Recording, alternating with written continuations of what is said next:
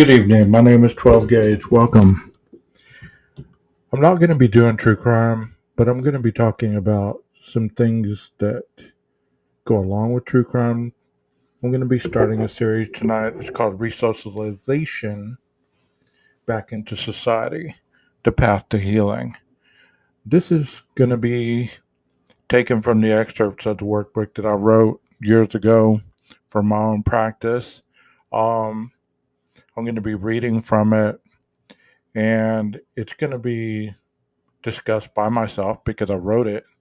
So if it's something that you don't really want to watch or that you want to hear about, I understand.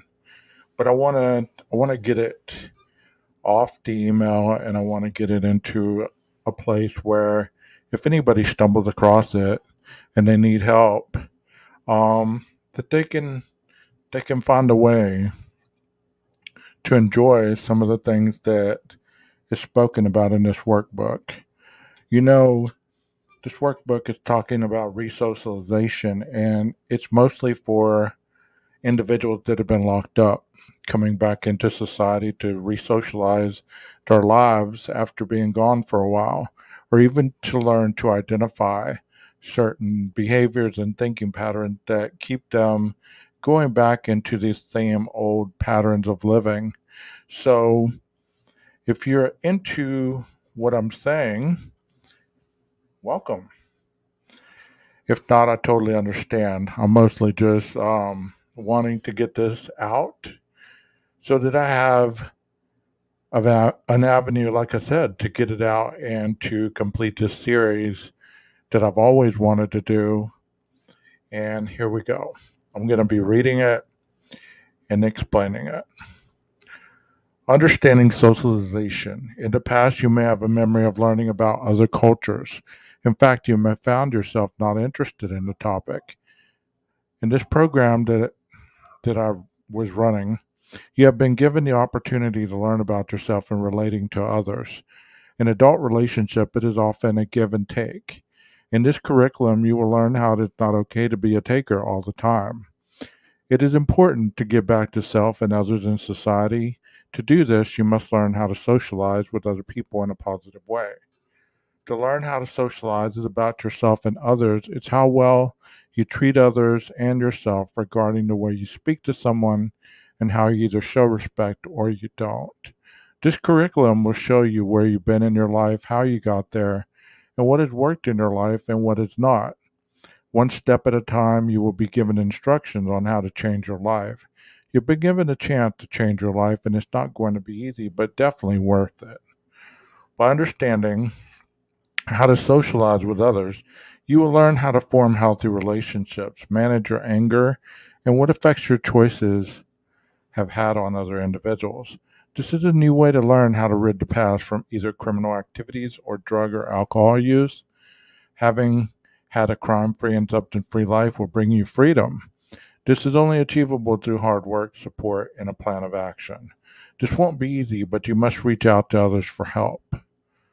There are chances that you've hurt people who have attempted to assist you in changing.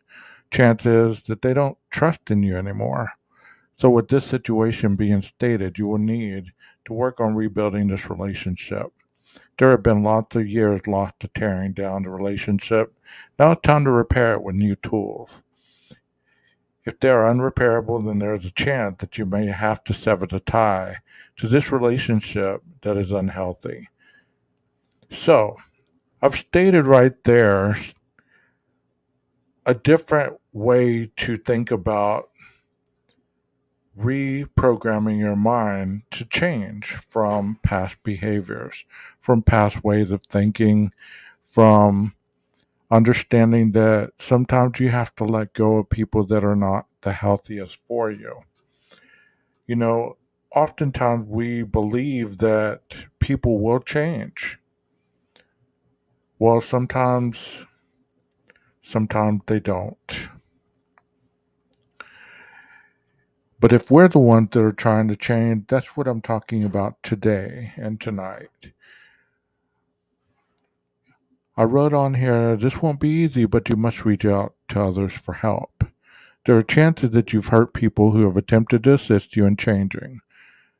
Chance is they don't trust in you anymore. So, with this situation being stated, you will need to work on rebuilding this relationship. You know, when you rebuild a relationship with people, it starts with yourself. Like I've always spoke on, if you can't trust yourself to do the right thing, then chances are you're always looking at other people as being untrustworthy. The things that you want the most sometimes are the things that you push away the most. So, thinking and behavior patterns. In this education, you will learn what you've done to others and how it's affected them. We will focus on patterns that were detrimental to coexisting. When it comes to patterns, these are familiar walks of life for criminal minded individuals and addicts or unhealthy individuals. So, our thinking patterns, our behaviors, our programming have taught us how to either enhance our lives or how we were being detrimental to ourselves and coexisting with other people. So when we re-socialize and we are trying to regain that structure, that stability, that trust in other people, sometimes our thinking and behavior patterns are some of the ways that we often don't see that we need to change. We will focus on two types of thinking patterns. These are known as criminal thinking patterns and addictive thinking patterns. Criminal thinking patterns are based on irrational beliefs that state it is okay to violate the rights of others or their property. Some examples would be I found myself in a situation. I'd rather be doing time than to be straight like you. I punched him because he had no right to look at me that way. When an individual has addictive thinking, it is a permission statement that they give themselves to continue to keep using drugs or alcohol, despite the consequences to self or others. These two patterns overlap each other and oftentimes fuel the destructive outcomes and reinforce each other. Examples of addictive thinking patterns would be I can quit whenever I want. My problem isn't drinking, it's my wife's nagging. Nothing ever works out. I deserve to get high. Have you guys ever heard anything like that being stated before? And if you have, then you understand what I'm talking about. For those of you that are just coming in, I'm not doing true crime tonight. I'm not. This is a series that I'm starting, just talking about resocialization and the path to healing. So I'm gonna be reading out of the workbook that I wrote for my practice years ago, and I want to get it out so it's just not sitting there collecting dust. I'm going to read it out loud and I'm going to comment on it. So if you don't want to stay, I understand. And if you do, and if you want to ask questions along the way, feel free to ask questions along the way. It's basically written for an individual who is either coming out of prison, coming out of a halfway house, or something of that nature that is asking those questions. How do I get back to my life? What do I need to change in order to get back into society and adapt to society's norms? So that's what this is. And like I'm describing, there's two types of thinking patterns that individuals in this mindset mostly have because I can tell you most criminal minded individuals use drugs and alcohol. They go hand in hand. I very seldom have ever ran across a person that has committed a crime that wasn't under the influence of some kind of chemical, some kind of drug, alcohol, or both. And their thinking patterns, when they sit across from me, their criminal thinking patterns, sometimes they're making rational decisions based on their reality, like I've talked about before. I found myself in this situation. I don't know how I got here. I didn't do anything wrong according to my belief system. Kind of like this statement, I'd rather be doing time than to be straight like you. That's a belief system that's hard to break. And I punched him because he had no right to look at me that way. You call it excuses, they're called thinking patterns that are really not functionable. As we talk about criminality and addiction, they both have the same thinking patterns that eventually lead to behavior issues. A person's behavior patterns will change based on the changes in their thinking patterns. When talking about addictive and criminal thinking patterns you have developed, we must discuss how the thoughts influence all the thoughts you have that dominate your thinking. For most, this has caused problematic areas that have led to trouble. This is not unchangeable, though, with a little work and, of course, help supports. A person needs to pay attention to what causes them to use alcohol and drugs. If you're able to recognize what takes you to this, then you can possibly take action in stopping the irrational behavior that could lead to a relapse. By planning new ways to replace old behaviors with new and positive thinking, you can help in assisting you from potentially relapsing. Most individuals have stories to tell, ones that have been relived in their mind time and time again. With each repetitive time it is relived, the individual had the opportunity to replace the worn out story or their behaviors with new positive insight. I ask you this: are you interested in positive change? Have you made a commitment to yourself for change to occur? If you're ready for change to occur, then you ultimately are ready for a new chapter in your life to begin. Keep reading and following for the change to happen. Up to this point, I always used to ask my clients this, and I ask people all the time this very simple question: who are you? Who are you? You guys ask anybody on the street that question. You ask anybody you know that question. Think of some of the answers that you'll get. They'll tell you about their criminal history.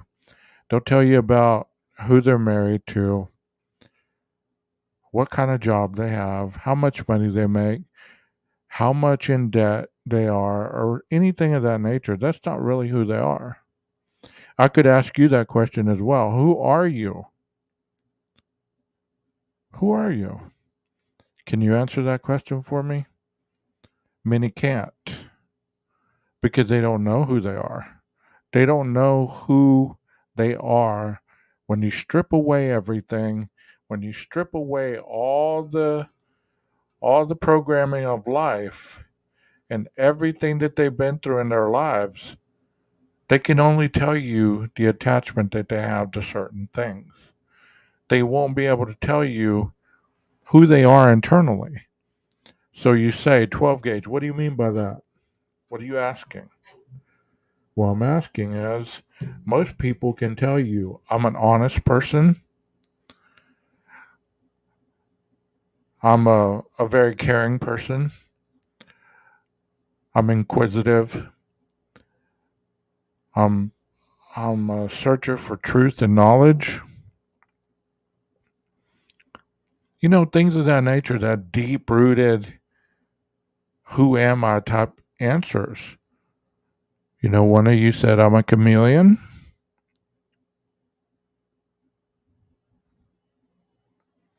And it's good that you know exactly who you are because it takes a long time to get there. When you're when you're facing addiction and you're facing re-socializing into a different state of mind, you have to ask yourself these two questions also. Where have I been and where am I going? Where have I been and where am I going? Most of us know where we've been, but we're scared of finding out where we're heading to. Because if we ever get that answer, we might not be brave enough to embark on the journey. Everyone has a story to tell. You must first understand the past does not define you, but has holds on you to keep you from going forward if you have mental strongholds that keep playing themselves out. Let me give you an example of what a mental stronghold is. A mental stronghold could be something that you keep telling yourself over and over and over that keeps you from going forward. You're not good enough. You're not smart enough. You don't have like what everybody else has. You're going to work at this dead end job for the rest of your life. People don't really like you. Don't trust people. Don't do this. Don't do that. Those are mental strongholds. And those are hard to get rid of because they've been there for a very long time. So, what I'm telling you is when it comes to breaking free of these mental strongholds, you have to try to figure out what they are. Here's an example I'm going to give you. Let's say you were raised in a family where things were quote unquote normal, or you were raised in a family where no one worked, no one paid the bills, and no one cared. What programming did this pass on to you? That's a question that I asked in this workbook that I made. So no one worked, no one cared, and no one paid the bills. What kind of family, what kind of person would come out of that family dynamic? Can y'all type that? One of you? And tonight, I don't care if there's only three of us. Like I said, I made it clear that this was not true crime, so I really don't expect a lot of people to stay. And that's fine with me. I'm not really feeling true crime right now. But can you tell me, guys, what type of family would create that kind of offspring? What would it create? The same thinking, you're right. The person that would come out of that family as, well, you don't work, you don't pay bills, and you don't care about our future. Why should I? But chances are we've told these individuals, hey, be better than me, don't be like me. We're contradicting what we're trying to pass on, if that makes sense. So you're experiencing this and they've seen this for so long, but you want better for your offspring. But do you see how hard the programming is to break? It's difficult because it's not what you say, it's what you're doing.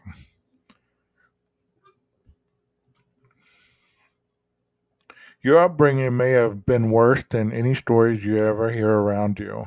The truth is this: you're incarcerated or on supervision now, so you're all in the same spot now. It is certain that you can change the past. First, you must make some changes in your thinking and behavior so you don't continue having to be answering to someone or incarcerated. It is reality. You don't change these things, you will continue to repeat the same thing and gain the same negative consequence. The good news is there is hope for you to change, hope to do something different. To do this, you must be invested and willing to do something different. You must make some changes in your thinking and behaviors to gain different actions. In this education, you will learn from each other and hear different stories of lives in the past. You will have the opportunity to learn from these stories or tune them out and be closed off to change. It is part of the commitment that you have chosen regarding this new life. How far are you willing to get your life back, your freedom back, your values, your morals back, your dignity, or your respect? So, if you were in a place in your life where you had hit rock bottom and somebody was asking you these questions, how far are you willing to get your life back, your freedom back, your values, your morals, your dignity, or your respect? How far would some of you be willing to go? Because it isn't until we reach that bottom that we're willing to do something different. But what happens? Once we start to progress and we don't change those internal programmings, what ends up happening is old ways creep in, old habits creep in, old friends creep in. And before long, we're sick. We're sicker than we were when we started the journey.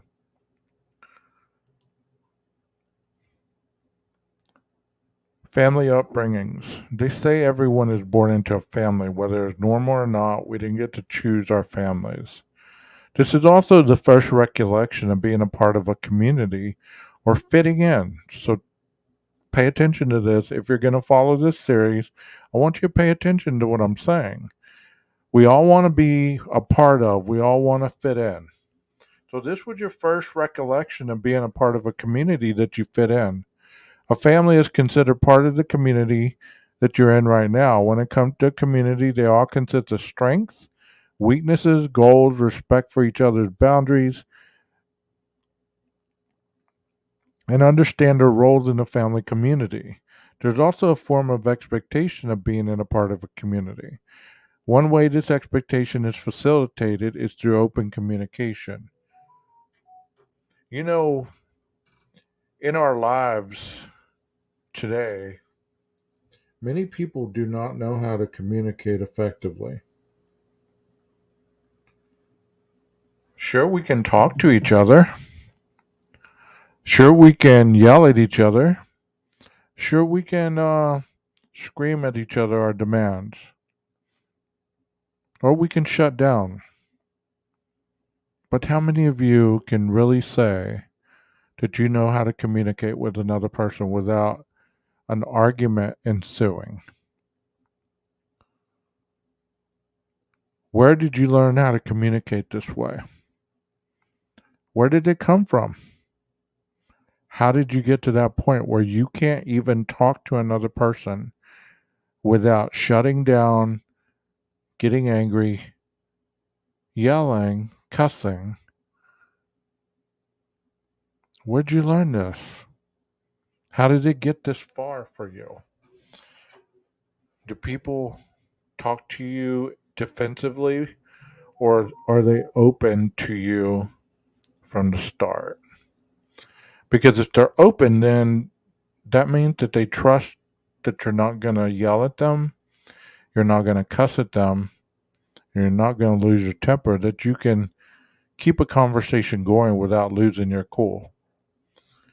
So, the two of you that are in here,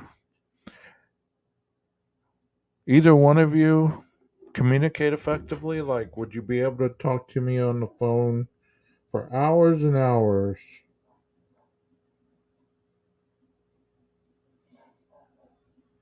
Hours and hours and hours. Or would we talk for 5 minutes because it would be me talking, asking a question, you answering, and then that would be it? Or would you be able to communicate with me? I'm just asking that as a hypothetical, not that I want you to call me up or anything like that. I'm not trying to be rude, but I'm just saying. How did you learn how to communicate? Who taught you how to communicate with another? Don't get the wrong idea. There's no family that is 100% functioning at all times. If you have a general understanding of your family's strengths and weaknesses, you will have an idea of how you became to be who you are. In this education, you will not only recognize the strengths, but most of the focus may be on the weaknesses in order to utilize this area in achieving change. Here's an example. If you break your left arm, once you get to the emergency room, the doctor doesn't spend time working on the right one. Treatment is a lot like that scenario. You don't work on the things that are not broken or need attending to.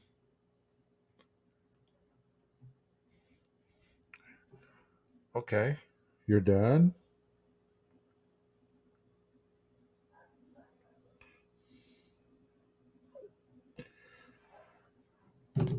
Aquarius says, it depends. Well, I can share a little bit with you guys. I didn't learn how to communicate effectively from my parents because I grew up watching my dad be domineering, my mom being subservient, and the same thing when it came to the children. We're to be seen, not heard. So whenever we were spoken to, it was never allowed to draw out the answer. It was always a yes or no answer or a quick answer. So imagine growing up in a world where people are actually wanting to communicate with you. People that come from healthy environments want to communicate with you, and you don't know how to open up or trust that they or even understand what they're trying to do. You know, It wasn't until I became a therapist that I got comfortable enough talking to people and talking about different things um, without being scared of, you know, an altercation starting, some kind of argument or whatever. Now I can talk to anybody. I can talk about anything for hours and hours and hours. That's why I do this, because it's a way to release the thought cycle in your brain. It's healthy. It's healthy to do this. It's healthy to be able to talk to somebody and they respond back. I really wish there was a way that you guys could talk back, like there was a button you could hit and y'all could respond back to me, like the Zoom meeting or something. Well, let me ask you these questions, and you don't have to type them out, but I want you to find a way tonight on how to get to know who you are. Okay, so think about the answers. What is your date of birth? Let me read what it says. Your life story, which you are the star. The following questions are based on childhood experiences. If you don't remember that far back, it's okay. Do the best you can. The purpose of this is to teach you more about yourself and where you've come from. Answer them as honest as possible. If applicable, leave it blank. So the first one is your date of birth. You don't have to type that in. I don't need all that personal information. The second one, who named you? The third question, why was your name chosen? Number four, give the names and birth dates of your siblings. Some of these are going to be very, very long answers in your head, so if you don't know them, it's fine.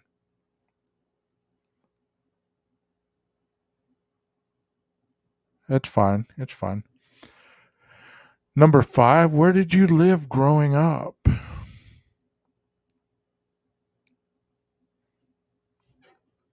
Number six, what kind of work did your mom and dad do?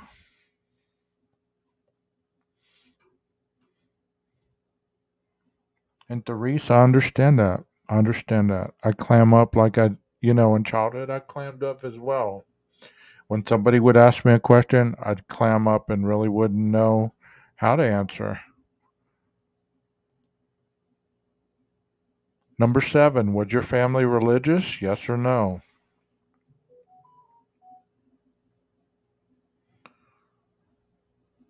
Number eight, what was your earliest childhood memory?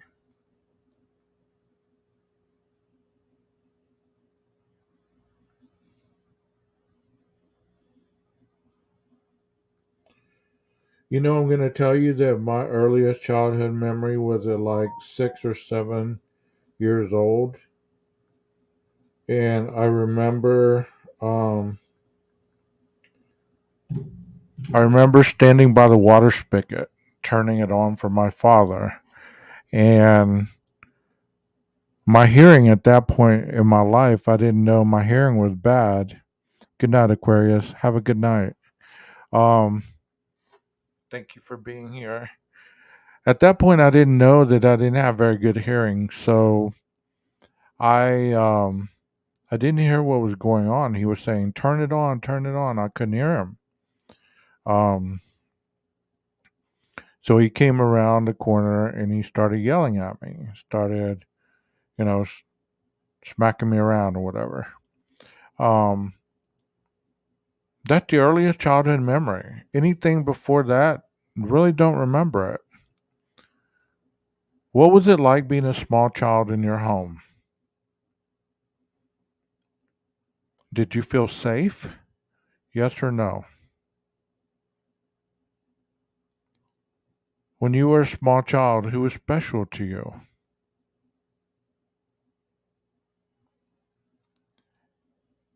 When you were a small child, who seemed to care most about you?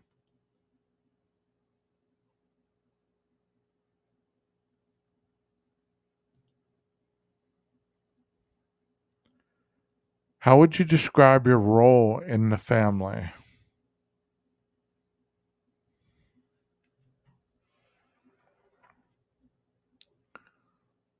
How did your parents treat the other children, if there were any?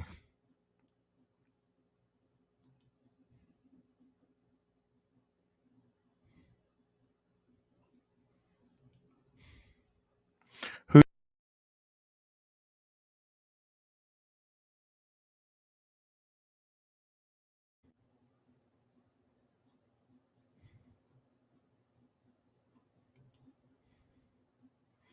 How were you disciplined?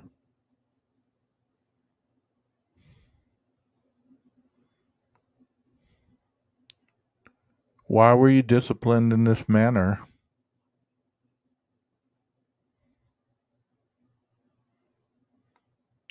Now that you're an adult, how do you feel about how you were disciplined and how you received it?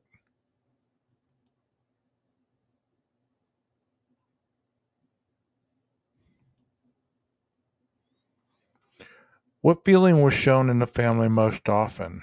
Anger, fear, love, hurt?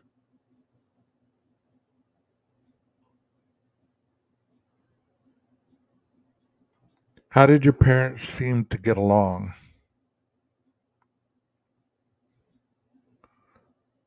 What did they enjoy together?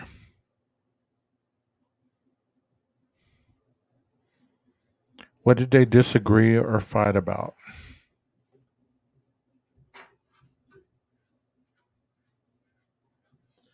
How did they fight?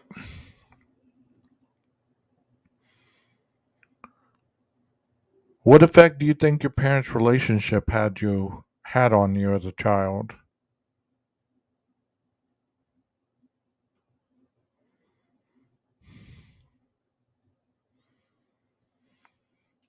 What effect do you think your parents' relationship has had on you as an adult?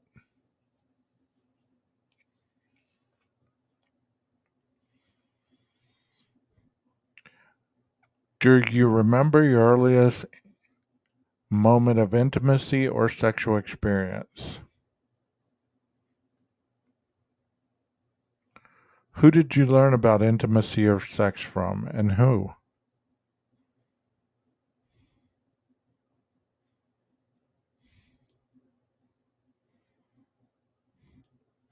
How did you feel about going to school?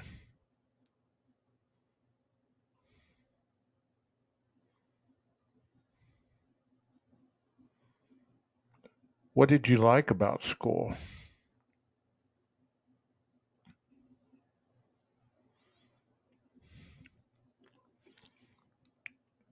What didn't you like about school?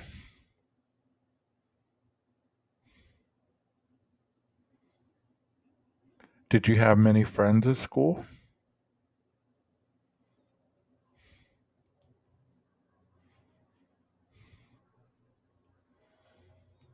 What subjects were difficult for you?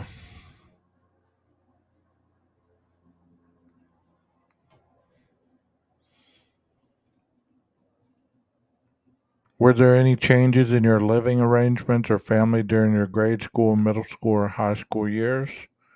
If so, what were they? How did they affect you?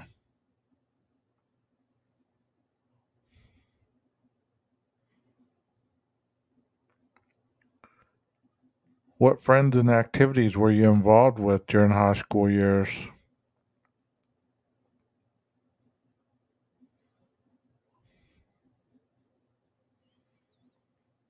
What were your success during high school years?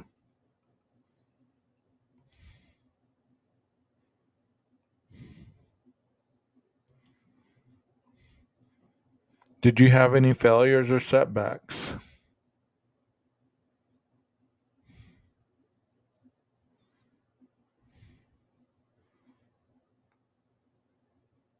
Who did you want to be like in grade school? Did you have a hero or an idol in middle school and high school?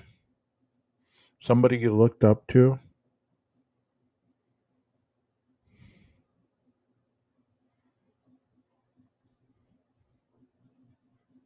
Did you start drinking or using chemicals in grade school, middle school, or high school? Smoke cigarettes?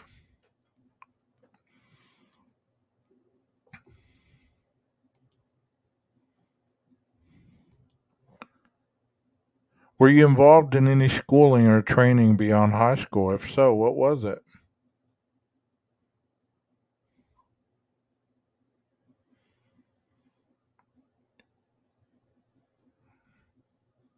What kind of jobs have you held? Were they long term? Did you enjoy them? Or were they just stepping stones? Did you feel appreciated, or did you feel like it was just a temporary job?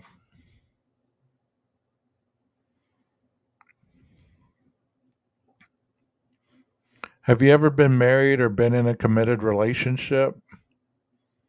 How long was it? And if it ended, why did it end?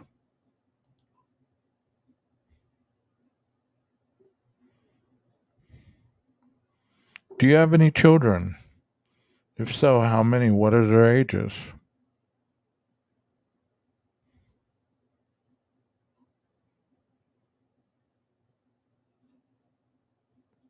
How has your chemical use affected your life as an adult?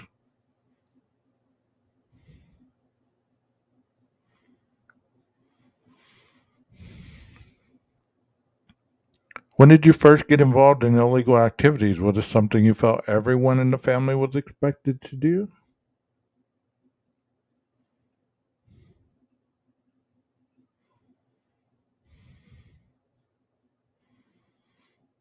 Are you the first person in your family to be incarcerated?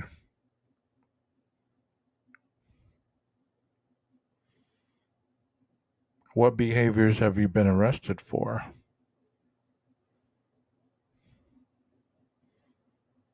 What was your situation leading up to your most recent offense?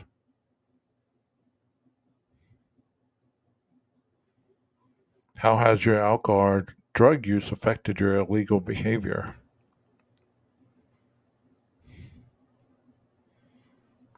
What efforts have you made in the past to change and control your behavior? Efforts might include treatment programs, support groups, willpower.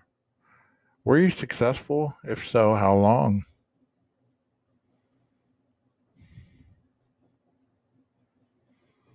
What recovery programs have you and your family been involved in? How well did they work?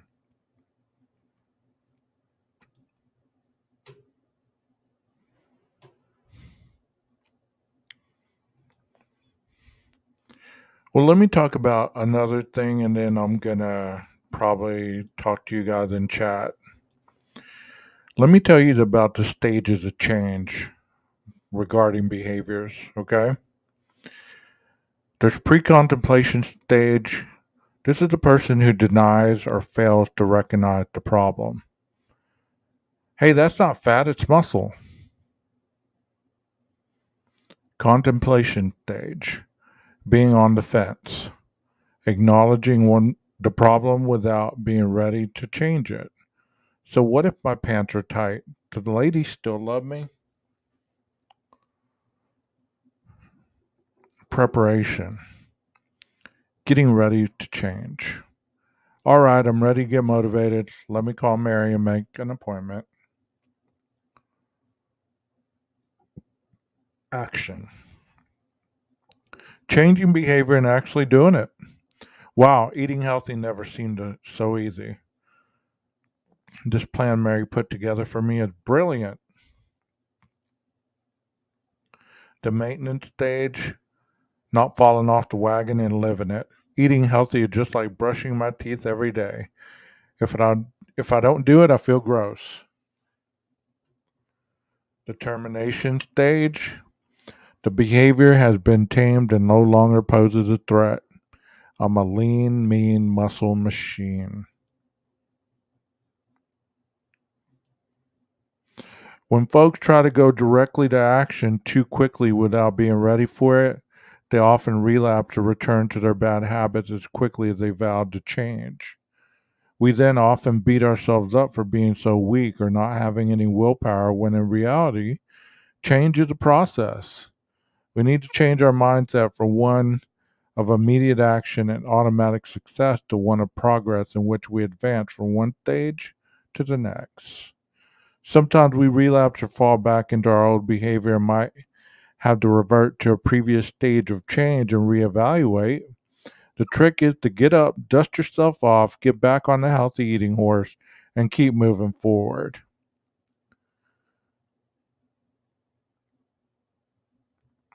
Okay, so I guess I'm going to stop right there for tonight, at least reading. So, you guys in chat, what do y'all think about what I was just talking about? Do you think that it incorporates with a lot of people in life as far as their belief system, their values, their morals, their inability to communicate, their obsessiveness to not fail? You know, many people can't take an L, they can't take the loss. And I don't know why. It used to be okay to lose, it used to be okay to not be perfect. Because else are you going to learn if you don't ever not get it right? You know, we all have an individual in our life that could use this re-socialization course that I'm going to be presenting on here. I don't know how many people are actually ever going to try it or listen to it, but regardless, I'm going to do it. There's 62 pages that I wrote in that workbook. Um, a lot of it's exercise, a lot of it's asking questions, having people fill out the answers. Um, but it's teaching people how to get back to the core of their belief systems, of their values, of their morals, to stop following the status quo, to stop believing everything anybody and everybody says, because that's what they got accustomed to doing. You know, it's okay to be a free thinker, but in being a free thinker, you also must have a foundation that you base your thoughts on. That's good, Rondi. I hope that you smiled after you answered the answers, because that tells you who you are, where you've been, and it gives you a foundation on what to build. If you're having any trouble in your life today, you can see, hey, I forgot about this, or this is where I'm having this issue and I can fix it with this because this is what it used to be like. We forget that we were once strong and able to overcome, that we didn't have anxiety at our cores. Anxiety is a real thing, man. Panic attacks, all that stuff that takes you backwards, that's a real thing. It's difficult to overcome whenever your mindset has a mental stronghold on it. Whenever you have that mental stronghold, you believe those negative thoughts so much that it shuts your system down and keeps you from progressing in life. You know, you have those belief systems, those thoughts that tell you, hey, you're not gonna be good enough for this. Why are you even trying?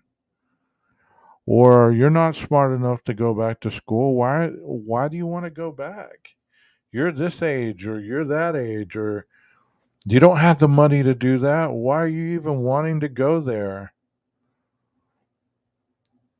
You have to start somewhere. You know, this life is so short that we go through it. We're blinking. We're 23 years old.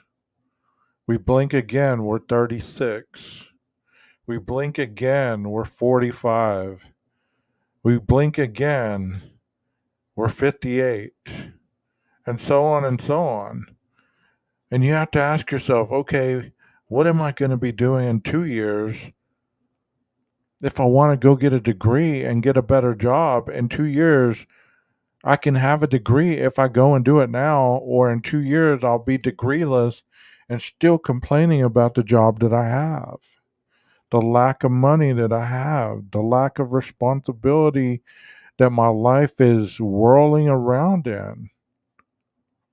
Like I told you a while ago, that example that I gave you, if you were raised in a home where nobody paid bills, nobody cared, no one worked, nobody had any kind of responsibility, the offspring is going to be the same way. And then the next generation, and the next generation, and the next generation, and the next generation, until somebody breaks the cycle. You have to stop believing the mental strongholds that tell you, I'm not smart, I'm not this, I'm not that. But instead, start asking, why not me? What keeps me from doing that? How can I get on that road to success?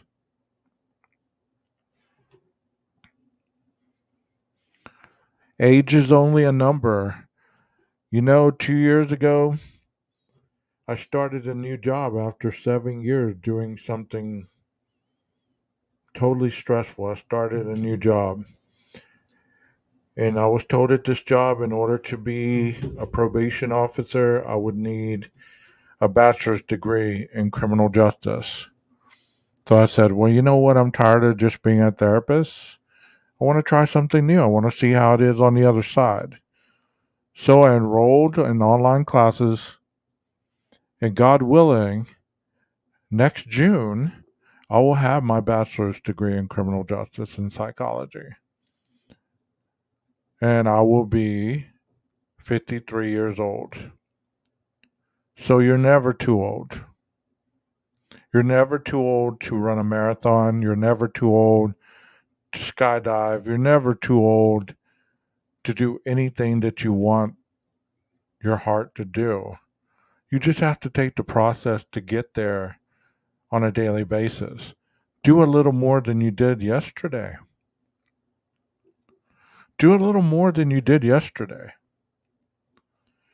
I don't regret being a therapist all these years. It's really shaped me into somebody who really has an understanding for the deeper part of life that I see deeper than the average person, or even myself when I was younger. I was very shallow, very one dimensional. It was black or it was white.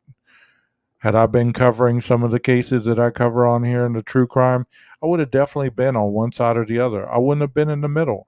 There's no way I could have saw that you could have convinced me this or that. No. But becoming a therapist, you learn how to spot the good things in life, the silver lining, as they say. And no matter the situation, you'll always see that there's a way out. You're either part of the problem or you're part of the solution. You can't be both. So if you're not willing to see that there's a solution there, then there'll always be a problem for you, and you'll always complain about it, and you will always be stuck, because your reality is there's no way out. No matter how much people tell you, there's a different way. You can do something different. You're so talented. Why don't you go after your dreams? This, that, and the other. No, I tried and I failed. That book that I was just reading from, I wrote that from scratch. I decided to open my own practice in 2011, and I had my own practice from 2011 to 2016. They told me in that small little area, people have tried it, they didn't succeed. I said, okay, but I've never done it here. And they kept telling me, well, people have tried. Good luck. And I kept knocking down doors. Everybody was telling me no. And I kept pushing. I kept pushing. I said, look, this is what I'm about. This is what I could bring to you. This is how I could help you. This is how I could help the youth. This is how I could help this, that, and the other. And before long, I had 23 countings that I was over supplying substance abuse services for. And I'm not trying to brag or, any of that, but I'm just telling you some of the things that I've done that where people have closed that door on me and said there's no way. I went into the jails and I volunteered my time. I gave them free services. And after a while, all those people that told me no in the very beginning, guess what? They were calling me to set up programs for their places. And I was humble. I didn't say, well, no, you didn't want me before. Now why do you want me? No, I didn't do that. I went and gave the services. During the holidays, I didn't charge people. I told them, look, bring me 2 cans of soup or a blanket or a coat that's salvageable. And I'll help you out. No big deal. And when Thanksgiving came around, I had people, I made a big old announcement and said, hey, you need some food for the holidays or whatever. Come and take what you want. Take as much as you want. Your kids need blankets, your kids need coats. Whatever it is, come take it. Come come take it for free. Just get it out of here.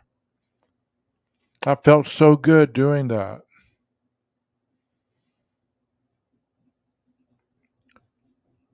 So what I'm trying to tell you is this. You're going to be told no more than you're going to be told yes. Who are you listening to? Are you listening to you or are you listening to the people that are telling you no? I could have a practice today. I could go out tomorrow and start hustling and start doing what I know I can do and have a practice here. I just don't have that kind of motivation anymore to do it. It's like, if it's needed, if I saw that there was a need or if I felt that it would be greatly received, I would do it. But in this area, I don't see that happening. So that's the only reason I haven't done it. So getting back to the workbook, I set out to open my practice. I was still working in a prison counseling offenders. I was working on my practice after work, midnight, 1, 2 o'clock in the morning. I said, you know what? I'm not going to use anybody's stuff. I'm going to sit down. I'm going to write me a workbook. I don't know what I'm going to write about, but you know what? I'm going to write about it because I have plenty of knowledge and as I can recall back on where I've been, whatever.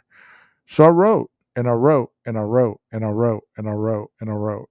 63 pages later, printed it out, had a bunch of copies, um, made t-shirts for people that completed my program, pens, all the good stuff, all the things that, a practice has when you're opening up and stuff. I want to share a success story with you and then I'm going to, probably open it up for questions from you guys. I had a kid that came into my office. His parents brought him in. He was a self-pay client.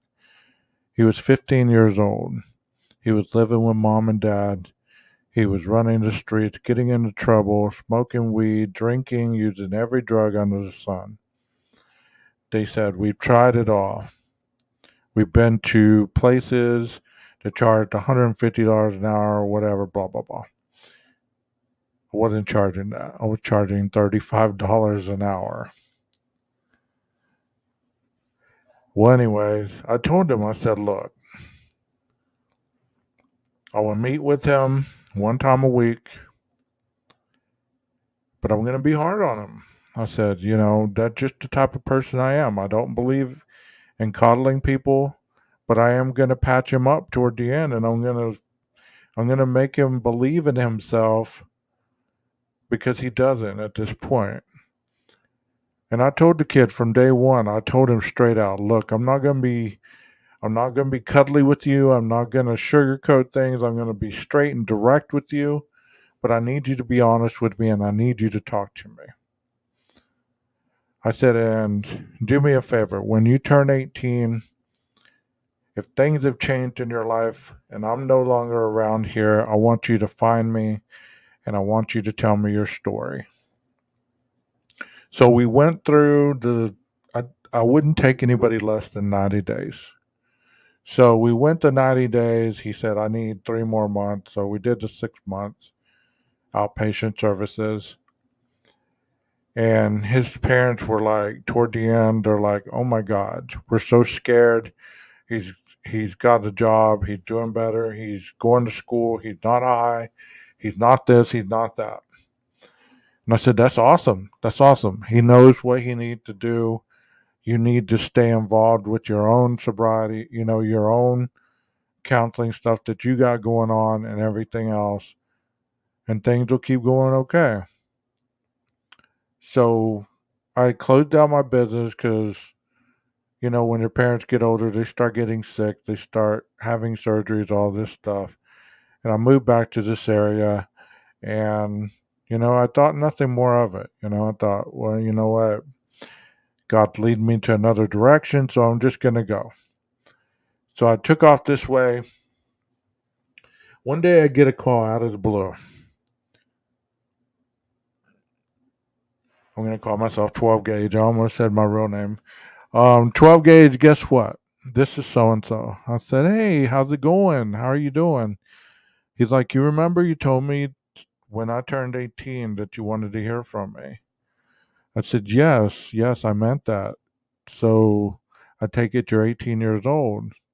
He said, yes, sir. He said, let me tell you a little bit about what's been going on with me. I said, all right, I got some time. Let me hear it. He said, after the sessions and everything, he said, I didn't pick up drugs again. He said, I still argued with my mom and dad a little bit, but not as bad as it was. And he said, I finished high school. I went to college. I got a trade. He said, now I'm a supervisor and I'm moving up in the company. He said, I got me a girlfriend. We're getting married and I have a baby on the way. He said, I just wanted to thank you for everything that you did for me. I can never repay you enough. And that's only one of the many. And once again, I'm not bragging. I'm just wanting to tell you that if you invest an ounce of effort in your life and you put yourself first, healing does happen. It does. It doesn't cost a lot of money. You don't have to be medicated all the time. But if you need those services, don't be prideful and take advantage of what you need in order to get where you need to go. You know, life is very mysterious because when I started this channel, I was kind of like leery about sharing the counseling, the therapy side of it because I thought, well, people aren't going to take me serious if they know I'm a therapist. They're going to think that I'm trying to get them to pay me money or, services or whatever. But my belief system told me don't be afraid, just be you. And that's who I am every time I get on this platform as myself.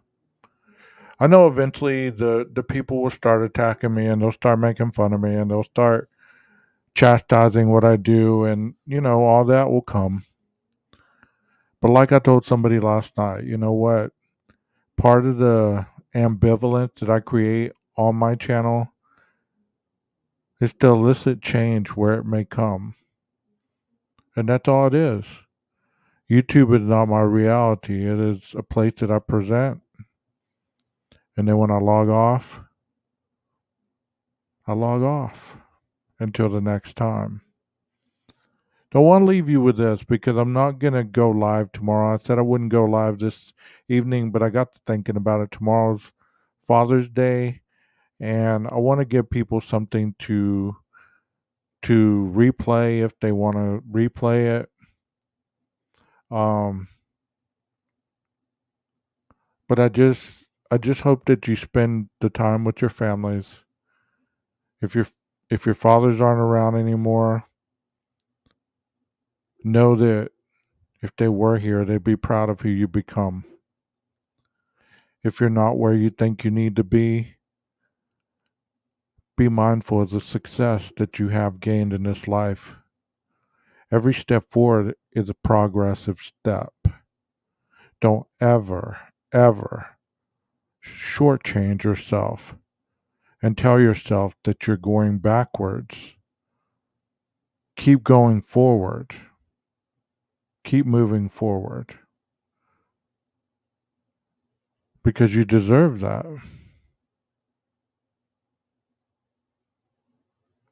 I don't know what all of a sudden all these people are in my chat and they're filling it up with something. Do y'all see that?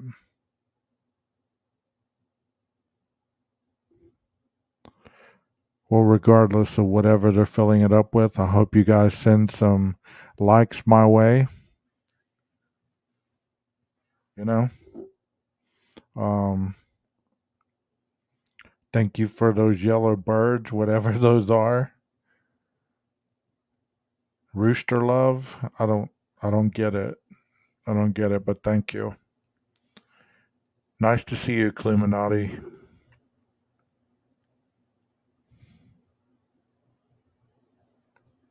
Nice to see you. Well, you guys, I'm gonna call it a night. Y'all be awesome tomorrow with your families, and don't take one moment of this short life that we have for granted. Not one. As I always say, make memories, not regret. Focus on the living. The dead have their time when we can talk about them again. Much love to you all. Have a good night.